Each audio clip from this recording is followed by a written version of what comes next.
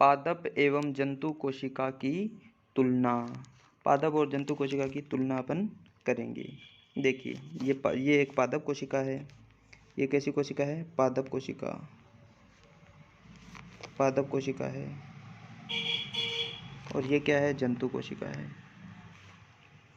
इसमें अपन अंतर देखेंगे क्या क्या होता है। आगे देखिए इधर, यहाँ से अपन अंतर देखेंगे पादप कोशिका और जंतु कोशिका। पादप कोशिका में सबसे पहला अंतर जो पाया जाता है वो यही है कि पादप कोशिका के सबसे बाहर क्या पाई जाती है? कोशिका भित्ति। कोशिका भित्ति। और मैंने बताया था कोशिका भित्ति क्या होती है? मृत होती है। क्यों होती है? ये किसकी बनी होती है? कोशिका भित्ति जो होती है वो सेलुलोज की बनी होती है दोस्तों। किसकी बनी होती है? सेलुलोज की। क्वेश्चन पूछे जाते हैं छोटे छोटे। कोशिका भित्ति किसकी बनी होती है? सेलुलोज की बनी होती है। कोशिका भित्ति जो है वह सेलुलोज की बनी होती है। आगे देखिए, और कोशिका भित्ति पादपों में पाया जाएगा, पादपों में पाई जाएगी, जबकि जंतु कोशिका में कोशिका भित्ति, जो कोशिका भित्ति है ये नहीं पाई जाएगी। जंतु कोशिका में कोशिका भित्ति नहीं पाई जाएगी। पादप कोशिका में कोशिका भित्ति पाई जाती है और जंतु कोशिका में कोशिका भित्ति नहीं पाई जाती। कोशिका झिल्ली दोनों में पाई जाएगी। रिक्तिका जो पादपों में बड़ी होती है, कैसी होती है? बड़ी। जबकि जंतु कोशिका में कैसी होती है? छोटी। छोटी छोटी रिक्तिकाएं पाई जाती है। केंद्रक दोनों में होता है। पादप में केंद्रक किधर होता है? किनारे में होता है, किनारे की तरफ होता है, परिधि की तरफ होता है। जबकि जंतु कोशिका में केंद्रक कहाँ होता है? बीच में होता है। कहाँ होता है? बीच में होता है। पादप कोशिका में क्या पाए जाते हैं? प्लास्टिड, हरित लवक पाए जाते हैं। हरित लवक के कारण क्या होगा? प्रकाश संश्लेषण की क्रिया होगी। किसकी क्रिया होगी? प्रकाश संश्लेषण की क्रिया पादप कोशिका में संपन्न होगी और पादप अपना भोजन प्रकाश संश्लेषण की क्रिया से बनाएगा। जबकि जंतु कोशिका के अंदर हरित लवक अनुपस्थित होता है, नहीं पाया जाता। पादप कोशिका के अंदर प्रकाश संश्लेषण होगा तो भोजन किसके रूप में संचित होगा? स्टार्च के रूप में। किसके रूप में? स्टार्च के रूप में। संचित भोजन किस रूप में होगा? कोशिका के अंदर, पादप के अंदर स्टार्च के रूप में। जबकि जंतु कोशिका के अंदर किस रूप में होगा? ग्लाइकोजन के रूप में। पादप कोशिका में तारक काय नहीं पाए जाते। क्या नहीं पाए जाते? तारक काय। तारक काय पादप कोशिका में नहीं पाए जाते, जबकि जंतु कोशिका में तारक काय पाए जाते हैं। क्या काम है? कोशिका का विभाजन करने में सहायक है। तर्क तंतु बनते हैं। तारक काय क्या करता है? तर्क तंतु बनाता है। तर्क तंतु है वो कोशिका के विभाजन में काम आते हैं। तर्क तंतु है वो कोशिका के विभाजन में काम आते हैं। एक अंतर और बता देना चाहता हूँ कि पादप कोशिका के अंदर क्या पाया जाता है? डिक्टियोसोम पाया जाता है। डिक्टियोसोम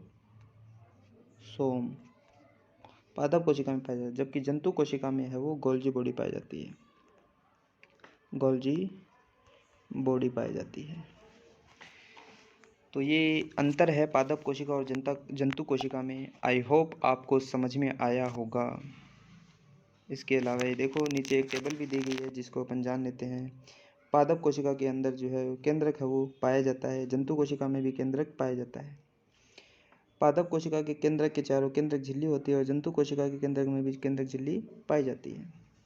कोशिका द्रव जो है इसमें ही पाया जाता है और जंतु कोशिका में ही पाया जाता है। प्लास्टिड जो होता है पादप कोशिका का गुण है। प्लास्टिड जो है ये जो है वो हरित लवक वगैरह है, ये पादप कोशिका में पाए जाते, जंतु कोशिका में नहीं पाए जाते। रिक्तिका पादप कोशिका में कैसी होती है? बड़ी होती है और जंतु कोशिका में छोटी होती है। उसके ऊपर पहला देखिए कोशिका झिल्ली जो है इसमें उपस्थित और इसमें भी उपस्थित, दोनों में उपस्थित है। कोशिका भित्ति पादपों में पाई जाती है, जंतु कोशिका में नहीं पाई जाती। ये अंतर थे जो हमने जाने। चलिए दोस्तों अगला कोशिकांग पढ़ते हैं। अगला कोशिकांग होता है राइबोसोम। ये मैं लिख लेता हूँ, राइबोसोम। ये जो राइबोसोम है ये पादप कोशिका में पाया जाता है और जंतु कोशिका में भी पाया जाता है, दोनों में पाया जाता है। राइबोसोम जो है ये झिल्ली विहीन कोशिकांग है, यानी कि नेक्ड होता है। ये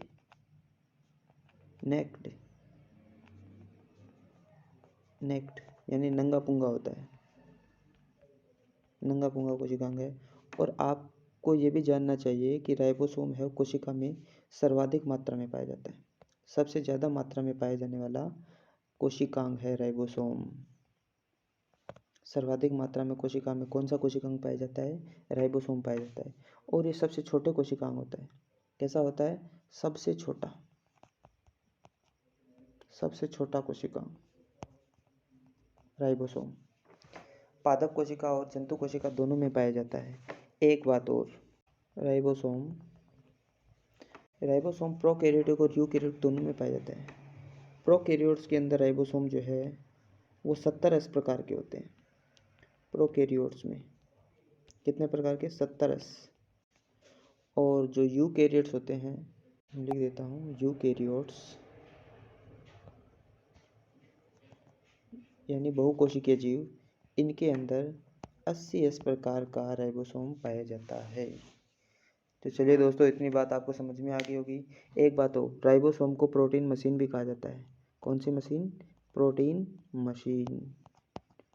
प्रोटीन मशीन भी कौन से कोशिकाओं को कहा जाता है? राइबोसोम को ही प्रोटीन मशीन कहा जाता है।